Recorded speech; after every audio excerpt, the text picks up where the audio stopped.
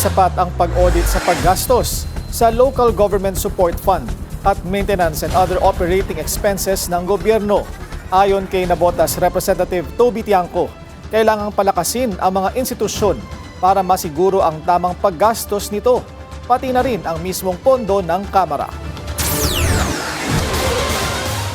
Sa programang memo ng Billionaire News Channel, iginiit ni Tiangco kailangang higpitan ng pag-audit kung paano ginagamit ang MOOE ng Kamara sa laki ng budget para rito.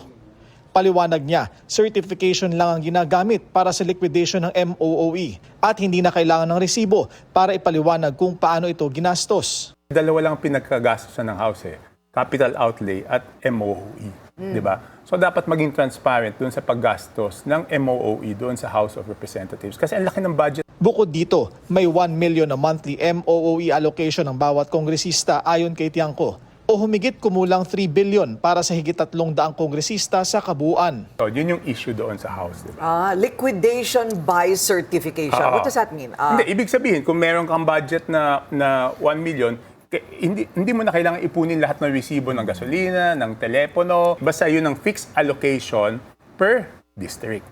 Naunang kinwestiyon ni Tiangco sa House Budget hearing kung bakit hindi mo na busisiin ang House Budget gaya ng ibang ahensya bago isa lang sa plenaryo. Sino pong dapat sumagot dyan, Kong Toby? Hindi, yan yung hiningi ko kay Chairwoman Mika Swansing, di ba? Okay. Ang sabi niya, papaalam pa daw sa leadership. Parang may double standard. Idiniinit Tiangco na kailangan din palakasin ng transparency sa paggamit ng Local Government Support Fund. Anya, walang tiyak na formula sa pagtatakda kung magkano ang LGSF na mapupunta sa mga piling proyekto ng mga LGU.